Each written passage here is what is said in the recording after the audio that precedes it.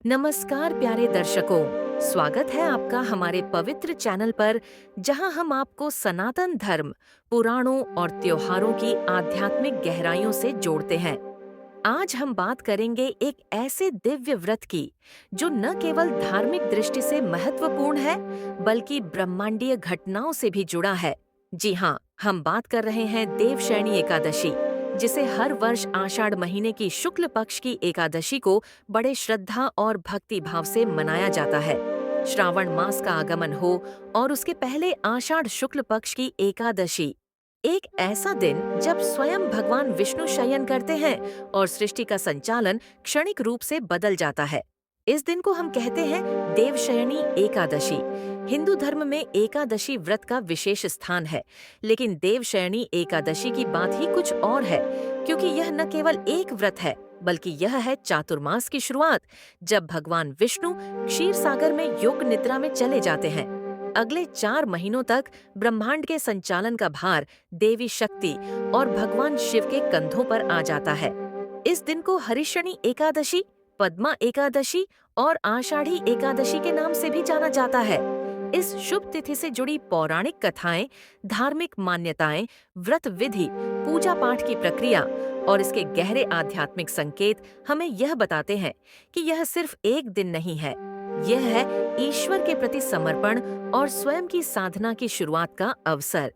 इस वीडियो में आप जानेंगे देवशयनी एकादशी की पौराणिक कथा, भगवान विष्णु की योग निद्रा का रहस्य व्रत और पूजा की विधियां, चातुर्मास का महत्व, भारत के विभिन्न राज्यों में कैसे मनाई जाती है यह एकादशी और सबसे महत्वपूर्ण, इसका आध्यात्मिक और व्यक्तिगत महत्व। तो बने रहिए हमारे साथ इस भक्ति और ज्ञान की दिव्य यात्रा में और आइए जानें कि कैसे देवशयनी एकादशी हमारे जीवन को भीतर से बदल सकती है। यदि आप इस वीडियो को अपने जीवन में एक आध्यात्मिक मोड़ बनाना चाहते हैं तो इसे अंत तक जरूर देखें। वीडियो पसंद आए तो लाइक करें, चैनल को सब्सक्राइब करें और इस पावन ज्ञान को दूसरों के साथ शेयर करें। देवशयनी एकादशी क्या है? इसका महत्व क्या है? एक ऐसा दिन जब स्वयं सृष्टि के पालनकर्ता भगवान विष्णु विश्राम लेते हैं और संसार की गति एक शांत लेकिन रहस्यमयी चरण में प्रवेश करती है। यही है देवशयनी एकादशी। देवशयनी एकादशी, जिसे हरिशयनी एकादशी, पद्मा एकादशी या आषाढ़ी एकादशी के नाम से भी जाना जाता है, आषाढ़ महीने के शुक्ल पक्ष की एकादशी तिथि को मनाई जाती है। यह दिन बेहद पवित्र माना जाता है क्योंकि इसी दिन से भगवान विष्णु 4 महीने की योग निद्रा में चले जाते हैं, जिसे चातुर्मास कहते हैं। इस एकादशी से एक नया आध्यात्मिक वर्ष शुरू होता है, एक ऐसा काल जिसमें जीवन, अनुशासन, संयम, तपस्या और भक्ति का विशेष महत्व होता है। यह समय केवल व्रत, पूजा और धार्मिक कार्यों का ही नहीं बल्कि स्वयं के अंतर्मन की यात्रा का भी होता है।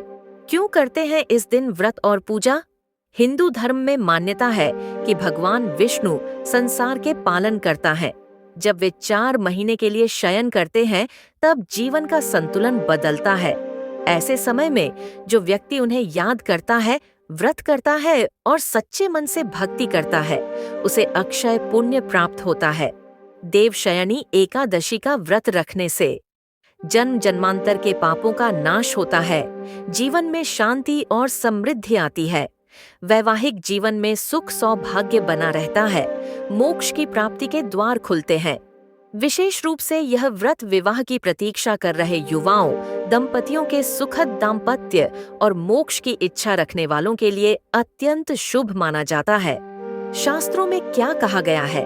पद्म पुराण, स्कंद पुराण और भगवद पुराण जैसे ग्रंथों में इसका विशेष उल्लेख मिलता है।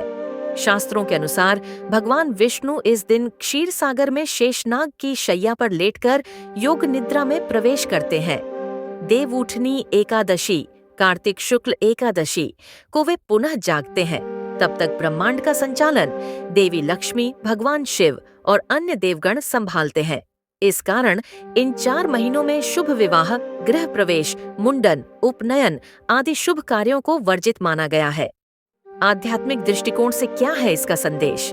इस एकादशी का गहरा संकेत यह है कि जब भगवान विश्राम लेते हैं तब मानव को जागना होता है।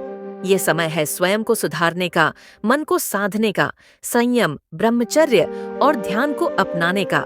जैसे भगवान विष्णु शेष शैया पर विश्राम कर रहे हैं, वैसे ही यह समय हमें भीतर की अशांति को शांत कर जीवन में संतुलन लाने का संदेश देता है। एकादशी कब होती है? तिथि, समय और पंचांग विवरण। देवशयनी एकादशी का पर्व आषाढ़ मास के शुक्ल पक्ष की एकादशी तिथि को मनाया जाता है। यह तिथि हिंदू पंचांग के अनुसार हर वर्ष बदलती है, लेकिन इसका समय आषाढ़, जून, जुलाई मास में ही आता है। 2025 में देवशयनी एकादशी कब है? वर्ष 2025 में देवशयनी एकादशी की तिथि रविवार 6 जुलाई। 2025 एकादशी तिथि प्रारंभ 5 जुलाई को शाम 6:68, एकादशी तिथि समाप्त। 6 जुलाई को रात 9:14 पर व्रत रखने की तिथि। 6 जुलाई 2025 रविवार पारण, व्रत खोलने का समय। 7 जुलाई को सुबह 5:34 से 8:22 के बीच। देवशयनी एकादशी और खगोलीय संबंध खगोलीय दृष्टिकोण से देखें तो यह तिथि वह समय होता है जब सूर्यदेव मिथुन राशि में स्थित होते हैं और दक्षिणायन की ओर बढ़ने लगते हैं। यहीं से दक्षिणायन काल की शुरुआत होती है, यानी देवताओं की रात। इसलिए इस दिन से शुरू होता है चातुर्मास, जो 4 महीनों का आध्यात्मिक काल है और इसे ईश्वर की निद्रा का काल भी कहा जाता है। पौराणिक पंचांग अनुसार इसका महत्व हिंदू पंचांग में एक वर्ष को 2 भागों में विभाजित किया गया है। 1. उत्तरायण जनवरी से जून, देवताओं का दिन 2। दक्षिणायन जुलाई से दिसंबर, देवताओं की रात्रि देवशयनी एकादशी दक्षिणायन की शुरुआत का संकेत देती है, यानी यह वह समय है जब हम भौतिक कार्यों से अधिक आध्यात्मिक साधना की ओर मुड़ते हैं। देवशयनी एकादशी की पौराणिक कथा। जब स्वयं भगवान विष्णु योग निद्रा में चले जाते हैं, तब संसार की गति थम सी जाती है और शुरू होती है भक्तों की सबसे बड़ी परीक्षा, उनके धैर्य, श्रद्धा और समर्पण की। अब हम जानेंगे वो पौराणिक कथा जो देवशयनी एकादशी के पीछे छिपे दिव्य रहस्य को उजागर करती है। क्षीर सागर और विष्णु का योग निद्रा प्रवेश। पुराणों के अनुसार एक बार देवताओं और असुरों के बीच जब लगातार युद्ध और अशांति फैली हुई थी, तब भगवान विष्णु ने सृष्टि के संतुलन हेतु निर्णय लिया कि वे 4 महीनों के लिए योग निद्रा में प्रवेश करेंगे, जिससे सृष्टि थोड़े समय के लिए आत्मावलोकन कर सके। यह निर्णय उन्होंने आषाढ़ शुक्ल एकादशी के दिन लिया। भगवान विष्णु क्षीर सागर में स्थित अपने दिव्य निवास वैकुंठ से शेषनाग की शैया पर लेटकर गहरे ध्यान में लीन हो गए। यह ध्यान था केवल विश्राम का नहीं, बल्कि संपूर्ण ब्रह्मांड को आत्मचिंतन की ओर मोड़ने का एक प्रयास। चातुर्मास का आरंभ। जैसे ही भगवान विष्णु योग निद्रा में गए, उस दिन से चातुर्मास की शुरुआत मानी गई। यह 4 महीने का वह काल है जब भगवान सोते हैं और संसार का संचालन देवी लक्ष्मी, भगवान शिव और ब्रह्मा जी करते हैं। इन महीनों में शुभ विवाह, गृह प्रवेश, मुंडन जैसे मांगलिक कार्य वर्जित माने जाते हैं। साधना, तपस्या, उपवास और ध्यान को विशेष महत्व दिया जाता है। यह समय आत्मशुद्धि, आत्मसंयम और ईश्वर से जुड़ने का अवसर बनता है। राजा मंडाता और देवशयनी व्रत की महिमा। त्रेता युग की बात है। एक शक्तिशाली और धर्मपरायण राजा थे, राजा मानधाता। वे सूर्यवंश के गौरव थे, अत्यंत धर्मनिष्ठ, न्यायप्रिय और प्रजापालक। उनके राज्य में कभी कोई दुखी नहीं था, न कोई भूखा सोता था और न ही अन्याय का शिकार होता था। उनकी ख्याति तीनों लोकों में थी। देवता भी उनके यश को गाते थे, परंतु समय की गति सदा एक समान नहीं रहती। एक बार उनके राज्य में कई वर्षों तक वर्षा नहीं हुई। खेत सूख गए, नदियां सिकुड़ गईं, पशु पक्षी मरने लगे और जनता त्राही त्राही करने लगी। राजा ने यज्ञ कराए, ब्राह्मणों को दान दिया, ऋषियों से मार्गदर्शन लिया, लेकिन प्रकृति पर कोई असर नहीं पड़ा। अंततः राजा अत्यंत चिंतित होकर महान ऋषि अंगिरा के आश्रम पहुंचे। उन्होंने हाथ जोड़कर विनम्रता से कहा, मुनिवर, मेरी प्रजा दुखी है, मैं राजधर्म निभाने में असमर्थ हूँ। कृपया मुझे ऐसा उपाय बताएं जिससे वर्षा हो और राज्य में पुनः समृद्धि लौटे। ऋषि अंगिरा ने ध्यानमग्न होकर कहा, राजन, यह स्थिति केवल भौतिक नहीं है, ये आध्यात्मिक असंतुलन का परिणाम है। इसका समाधान केवल परमात्मा की शरण में जाकर ही हो सकता है। आषाढ़ मास के शुक्ल पक्ष की एकादशी को देवशयनी एकादशी कहते हैं। यदि आप उस दिन विधि पूर्वक व्रत रखें, उपवास करें और भगवान नारायण की आराधना करें, तो निश्चित ही वर्षा होगी और राज्य सुखी होगा। राजा ने पूरे नियमों के अनुसार व्रत का संकल्प लिया। दशमी से ही संयम शुरू किया। एकादशी को प्रातःकाल स्नान कर भगवान विष्णु की पूजा की। उन्होंने निर्जल व्रत रखा और संपूर्ण दिन भजन कीर्तन में लीन रहे। रात्रि जागरण किया और द्वादशी को ब्राह्मणों को अन्न, वस्त्र और स्वर्ण का दान दिया। व्रत समाप्त होते ही अचानक आकाश में घने बादल छा गए। बिजली चमकी, गर्जना हुई और मूसलाधार वर्षा प्रारंभ हो गई। सूखे खेतों में जीवन लौट आया, तालाब और नदियां भर गईं, पशु पक्षी प्रसन्न हो उठे और जनता ने राजा के जयकारे लगाए। इस प्रकार देवशयनी एकादशी का व्रत न केवल प्राकृतिक आपदा से रक्षा करता है, बल्कि यह दर्शाता है कि जब मनुष्य ईश्वर की शरण में जाता है तो असंभव भी संभव हो जाता है। पौराणिक संकेत और आध्यात्मिक संदेश। यह कथा केवल भक्ति की नहीं, बल्कि धैर्य और विश्वास की कथा है। यह हमें सिखाती है कि जब संसार में बाहरी हलचल हो, तब भीतर शांति ढूंढना ही सच्चा धर्म है। भगवान विष्णु की निद्रा का तात्पर्य यह नहीं कि वे संसार से विमुख हैं, बल्कि यह संकेत है कि अब हमारा कर्तव्य है स्वयं में ईश्वर को जागृत करना। अब जब आपने इस दिव्य कथा को जाना, तो अगला चरण है देवशयनी एकादशी व्रत विधि। कैसे करें उपवास और पूजा? सच्चा व्रत वही होता है जो केवल शरीर का ही नहीं, मन और आत्मा का भी शुद्धिकरण करे। देवशयनी एकादशी का व्रत सिर्फ एक परंपरा नहीं, बल्कि एक आध्यात्मिक अनुशासन है। इस दिन उपवास और पूजा करने से भगवान विष्णु विशेष रूप से प्रसन्न होते हैं और साधक को जीवन में शांति, समृद्धि और मोक्ष का आशीर्वाद प्राप्त होता है। व्रत का प्रभावशाली आरंभ एक दिन पहले से ही शुरू हो जाता है, जिसे व्रत की पूर्व संध्या कहा जाता है। दशमी को सात्विक भोजन करें, बिना प्याज लहसुन के। सूर्योदय से पहले स्नान करें और भगवान का स्मरण करें। रात्रि में एक ही बार हल्का भोजन करें और ब्रह्मचर्य का पालन करें। मानसिक रूप से अगले दिन के उपवास के लिए खुद को तैयार करें। एकादशी के दिन व्रत और पूजा विधि। प्रातःकाल जल्दी उठे, ब्रह्म मुहूर्त में शुद्ध जल से स्नान करें और स्वच्छ वस्त्र धारण करें। घर के पूजा स्थान को साफ करें और भगवान विष्णु की प्रतिमा या चित्र स्थापित करें। पीले फूल, तुलसी पत्ते, दीपक, अगरबत्ती, धूप, घी, पंचामृत आदि तैयार रखें। पूजा विधि। दीप प्रज्वलित करें और शुद्ध मन से संकल्प लें, मैं अमुक नाम का व्यक्ति, अमुक गोत्र का, आज देवशयनी एकादशी का व्रत भगवान विष्णु को प्रसन्न करने हेतु करता करती हूँ। भगवान विष्णु की मूर्ति को गंगा जल से स्नान कराएं। उन्हें पीले पुष्प, चंदन, अक्षत और तुलसी पत्र अर्पित करें। पंचामृत से अभिषेक करें और फल, मिष्ठान्न का भोग लगाएं।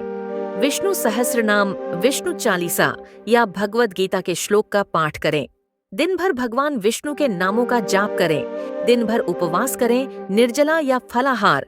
अपनी क्षमता और श्रद्धा अनुसार रात्रि को जागरण या भजन कीर्तन करें। यह अत्यंत पुण्यकारी माना गया है। अगले दिन प्रातः सूर्योदय के बाद किसी योग्य ब्राह्मण या निर्धन को भोजन कराकर तत्पश्चात स्वयं अन्न ग्रहण करें। महत्वपूर्ण नियम। यदि पारण समय चूक जाए तो व्रत का फल अधूरा माना जाता है। इसीलिए पंचांग में बताए गए समय पर ही पारण करें। व्रत के प्रकार। निर्जला व्रत, जल तक ग्रहण नहीं किया जाता। कठिन व्रत। फलाहारी व्रत, केवल फल, दूध, पानी या शुद्ध सात्विक आहार। सात्विक अन्नहारी व्रत, एक समय फल, साबूदाना, मूंग दाल युक्त हल्का भोजन। पूजा सामग्री सूची।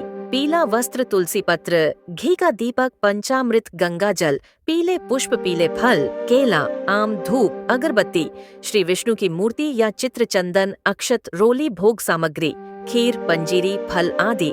भावना से ही व्रत सफल होता है। यदि मन में श्रद्धा न हो तो केवल उपवास शरीर को कष्ट देगा, लेकिन यदि मन भगवान से जुड़ जाए तो एक छोटा सा प्रयास भी प्रभु को प्रिय हो जाता है। इसलिए व्रत केवल शरीर का नहीं, मन, वचन और कर्म का संयम है। देवशयनी एकादशी व्रत के नियम, क्या करें और क्या न करें। एकादशी केवल उपवास का दिन नहीं, यह आत्मशुद्धि, संयम और श्रद्धा का अवसर है। हर क्रिया का अर्थ है और हर नियम का कारण। देवशयनी एकादशी का व्रत करते समय कुछ नियमों और मर्यादाओं का पालन करना अनिवार्य होता है। यदि इनका ठीक से पालन किया जाए तो साधक को अत्यंत पुण्य प्राप्त होता है और व्रत का संपूर्ण फल प्राप्त होता है। क्या करें?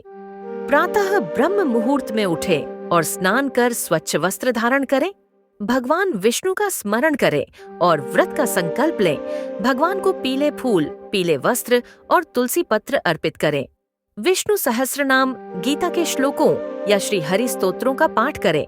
दिन भर उपवास करें। अपनी क्षमता अनुसार निर्जला, फलाहार या सात्विक व्रत। रात्रि में भजन कीर्तन करें। जागरण करना पुण्यकारी माना जाता है। गरीबों को दान दें, अन्न, वस्त्र या दक्षिणा। द्वादशी को समय पर व्रत पारण करें। समय का विशेष ध्यान रखें। वाणी, मन और आचरण से संयम रखें। क्या न करें? अन्न का सेवन न करें, विशेष रूप से चावल, गेहूं, उड़द, मसूर आदि मांस, मछली, लहसुन, प्याज जैसे तामसिक पदार्थों से परहेज करें। मद्यपान, धूम्रपान या नशीले पदार्थों से दूर रहें। टीवी, मोबाइल, सोशल मीडिया जैसे भोग विलास के साधनों से बचें। झूठ बोलना, विवाद करना, कठोर शब्द कहना वर्जित माना गया है। दोपहर और रात्रि में अनावश्यक रूप से सोना वर्जित है। विशेष रूप से दिन में सोने से पुण्य कम होता है। गृहस्थ दंपतियों को ब्रह्मचर्य का पालन करना चाहिए। इस दिन मांगलिक कार्यों, विवाह, मुंडन, गृह प्रवेश से परहेज करें। बाल कटवाना, नाखून काटना, शेविंग आदि न करें। यह चातुर्मास की मर्यादा में भी आता है। यदि स्वास्थ्य कारणों से आप उपवास नहीं कर सकते तो केवल फलाहार करें और मानसिक व्रत करें। प्रभु भावनाओं से प्रसन्न होते हैं। बिना श्रद्धा, केवल दिखावे के लिए किया गया व्रत फलदायी नहीं होता। एकादशी का व्रत केवल पेट खाली रखने का नाम नहीं, यह मन को भरने का पर्व है, भक्ति से, संयम से और शांति से। देवशयनी एकादशी और चातुर्मास का संबंध आध्यात्मिक दृष्टि से विशेष क्यों है? देवशयनी एकादशी केवल भगवान विष्णु के शयन का संकेत नहीं देती, यह मानव आत्मा को एक नई यात्रा पर चलने का आमंत्रण देती है। आत्मचिंतन, साधना, संयम और सेवा की यात्रा। चातुर्मास का अर्थ क्या है? चातुर्मास का शाब्दिक अर्थ है 4 महीने का समय। यह काल देवशयनी एकादशी से शुरू होकर प्रबोधिनी एकादशी तक चलता है, यानी आषाढ़ शुक्ल एकादशी से लेकर कार्तिक शुक्ल एकादशी तक का समय। यह वही समय होता है जब भगवान विष्णु योग निद्रा में रहते हैं और सृष्टि के संचालन का उत्तरदायित्व देवी शक्ति, शिवजी और ब्रह्मा जी के हाथों में होता है। चातुर्मास का आध्यात्मिक महत्व।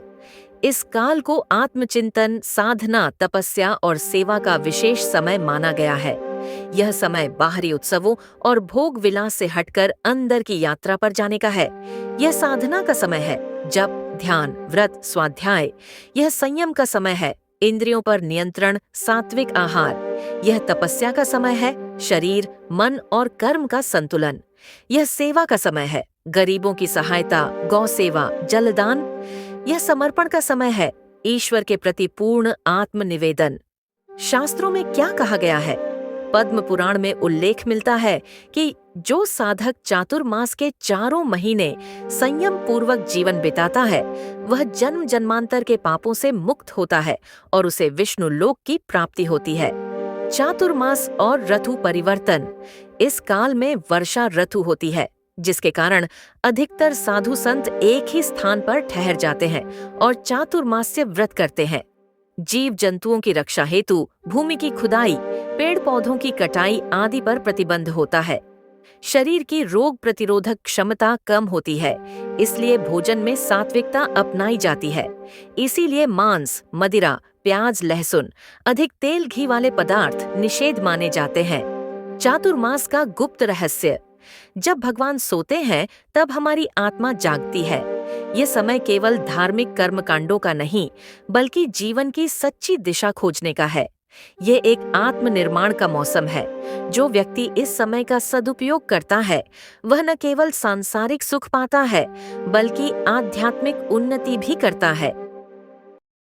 भारत के विभिन्न राज्यों में देवशयनी एकादशी, क्षेत्रीय परंपराएं और लोक मान्यताएं। देव एक ही है, श्रद्धा विविध है, और भारत की यही सुंदरता है। एक पर्व अनेक रूपों में श्रद्धा का उत्सव बन जाता है। भले ही देवशयनी एकादशी पूरे भारतवर्ष में मनाई जाती है, लेकिन हर क्षेत्र की अपनी अनूठी परंपराएं, भक्ति के तरीके और उत्सव की झलकियां हैं। आइए जानें कि कहाँ कैसी होती है यह एकादशी। 1. महाराष्ट्र, पंढरपुर यात्रा और वारकरी संप्रदाय। देवशयनी एकादशी का सबसे बड़ा और भव्य उत्सव महाराष्ट्र में मनाया जाता है। पंढरपुर, जिसे भगवान विठोबा की नगरी कहा जाता है, वहां लाखों श्रद्धालु वारकरी संप्रदाय से जुड़कर पदयात्रा करते हुए भगवान विट्ठल के दर्शन करने पहुंचते हैं। यह पदयात्रा करीब 21 दिन चलती है और भक्त गुरु ज्ञानेश्वर और संत तुकाराम की पालकी लेकर नाचते गाते विठोबा रुक्मिणी का जय घोष करते हुए पंढरपुर पहुंचते हैं। एकादशी के दिन भगवान विठोबा का विशेष अभिषेक, महाभोग और रात्रि भजन होता है। 2. उत्तर भारत, हरिद्वार, वाराणसी और मथुरा की परंपरा। उत्तर भारत के मंदिरों में इस दिन विष्णु जी की विशेष पूजा, झूलन और शयन आरती का आयोजन होता है। भगवान को शयन शैया पर सुलाया जाता है, जिसमें चंदन से लेप, फूलों से श्रृंगार और शयन गीतों का गायन होता है। मथुरा और वृंदावन में इसे झूलन उत्सव की शुरुआत के रूप में भी देखा जाता है। कई घरों में लघु रथ यात्रा, झांकी और भागवत कथा का आयोजन होता है। 3. गुजरात, लोक पूजा और शयन महोत्सव। गुजरात में इसे शयन उत्सव के रूप में मनाया जाता है। कई मंदिरों में भगवान विष्णु की सुंदर शैया सजाई जाती है और भक्त उन्हें शीतल जल, गुलाब जल व फूलों से स्नान कराकर विश्राम देते हैं। यहाँ स्त्रियां उज्ज्वला एकादशी के रूप में इसे मनाती हैं और संतान सुख तथा परिवार की समृद्धि के लिए व्रत करती हैं। 4. ओडिशा और पश्चिम बंगाल, रथ यात्रा का समापन काल। पुरी की जगन्नाथ रथ यात्रा, जो आषाढ़ शुक्ल द्वितीया को शुरू होती है, वह देवशयनी एकादशी तक चलती है। इस दिन भगवान जगन्नाथ मंदिर लौटते हैं और उन्हें मंदिर के भीतर विश्राम कराया जाता है। यह क्षण नीलाद्री विजय कहलाता है। जगन्नाथ भगवान को पीठासन पर विश्राम की मुद्रा में रखा जाता है, जो इस दिन की विशेष परंपरा है। 5. दक्षिण भारत, विश्राम और शांति की एकादशी। दक्षिण भारत में विशेषतः तमिलनाडु, आंध्र प्रदेश और केरल में यह पर्व अत्यंत श्रद्धा से मनाया जाता है। यहाँ मंदिरों में विशेष शयन सेवा दी जाती है। भगवान को चंदन, फूल, केसर, कमल दल आदि से सजाकर शयन कराया जाता है। तमिलनाडु में विष्णु सहस्रनाम का अखंड पाठ किया जाता है। कई महिलाएं इस दिन पवित्रता और शुद्धता की देवी लक्ष्मी की आराधना करती हैं। 6. अन्य लोक परंपराएं। बिहार, झारखंड, पूर्वी उत्तर प्रदेश। यहाँ ग्रामीण क्षेत्रों में घरों में झांकी बनाकर भजन कीर्तन किया जाता है। राजस्थान, एकादशी के दिन ताम्रपत्र पर विष्णु सहस्रनाम लिखकर दान करने की परंपरा है। कर्नाटक, यहाँ भगवान नारायण की मूर्तियों को दूध, दही, शहद, चंदन आदि से स्नान कराया जाता है। यह विविधता क्या दर्शाती है? श्रद्धा का कोई एक रूप नहीं होता। कोई पद यात्रा करता है, कोई भजन गाता है, कोई मौन साधना करता है, लेकिन सभी का उद्देश्य एक ही है, प्रभु से जुड़ना। देवशयनी एकादशी, भावनात्मक अनुभव और आत्मिक चिंतन। जब भगवान सोते हैं तब हमें जागना होता है, केवल आंखों से नहीं, आत्मा से। देवशयनी एकादशी केवल एक धार्मिक परंपरा नहीं, यह एक भावनात्मक, मानसिक और आत्मिक साधना का प्रवेश द्वार है। इस दिन केवल व्रत नहीं रखा जाता, बल्कि स्वयं के भीतर एक यात्रा शुरू होती है। एक ऐसी यात्रा जो हमें हमारी आत्मा से जोड़ती है। मन की यात्रा भीतर से बाहर नहीं, बाहर से भीतर। हम सारा जीवन बाहरी संसार में खोए रहते हैं, उपलब्धियां, रिश्ते, असफलताएं, इच्छाएं। लेकिन देवशयनी एकादशी हमें याद दिलाती है कि सच्चा सुख, शांति और उत्तर कहीं बाहर नहीं, हमारे भीतर है। यह दिन हमें प्रेरणा देता है, अपने जीवन को स्थिर करने की, भटकते मन को एक दिशा देने की और ईश्वर से बिना मांगे जुड़ने की भावना का महत्व। जब आंसू पूजा बन जाते हैं, यदि आपके पास पूजा की थाली नहीं, अगर आपके पास फूल नहीं, अगर आप उपवास नहीं कर सकते, तो भी आप इस दिन व्रत कर सकते हैं अपनी सच्ची भावना से। ईश्वर को वह भोजन नहीं चाहिए जो आप प्लेट में रखते हैं। ईश्वर को वह प्रेम चाहिए जो आप दिल में रखते हैं। इस दिन किया गया एक छोटा सा भजन, एक सच्चा आंसू, एक गहरा मौन भगवान विष्णु को अधिक प्रिय होता है। अवसर है बदलाव का, भीतर का चातुर्मास। जैसे प्रकृति 4 महीने तक सृष्टि को नवजीवन देती है, वैसे ही हमें भी चाहिए कि इन 4 महीनों में अपने क्रोध को क्षमा में बदलें, अपनी लालसा को संतोष में, अपने अहंकार को विनम्रता में, अपने मौन को भक्ति में, भक्ति का रिश्ता मांगने से नहीं, निभाने से। देवशयनी एकादशी का संदेश यही है, भगवान को एक बार के लिए सोने दो और इन 4 महीनों में उन्हें यह भरोसा दो कि इस धरती पर अभी भी श्रद्धा, सेवा और भक्ति जीवित है। एक आत्मिक प्रश्न जो हर एक को पूछना चाहिए, क्या मैं अपने जीवन की दिशा से संतुष्ट हूँ? क्या मेरा मन हर रोज ईश्वर से जुड़ता है? क्या मेरा धर्म केवल नियमों तक सीमित है या आत्मा तक पहुँचता है? क्या मेरी पूजा केवल कर्मकांड है या प्रेम का प्रस्फुटन? यदि इन प्रश्नों पर आपने एक क्षण भी सोचा, तो आप इस एकादशी को सच में जी चुके हैं। 4 महीने ईश्वर विश्राम करेंगे, परंतु हमारी श्रद्धा जागृत रहे। यही है सच्ची भक्ति की परीक्षा। प्रिय भक्तों, आज आपने न केवल एक व्रत के बारे में जाना, बल्कि अपने जीवन को एक नई दृष्टि से देखना सीखा। देवशयनी एकादशी केवल व्रत, पूजा और कथा का पर्व नहीं है, ये एक अवसर है अपने भीतर के भगवान को जगाने का।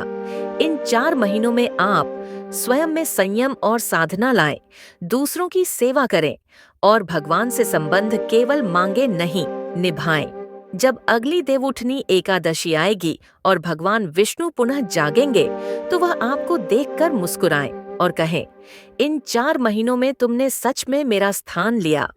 हमारी आपसे छोटी सी प्रार्थना है, यदि यह वीडियो आपको ज्ञान, शांति या प्रेरणा का स्रोत लगा हो, तो एक लाइक जरूर करें।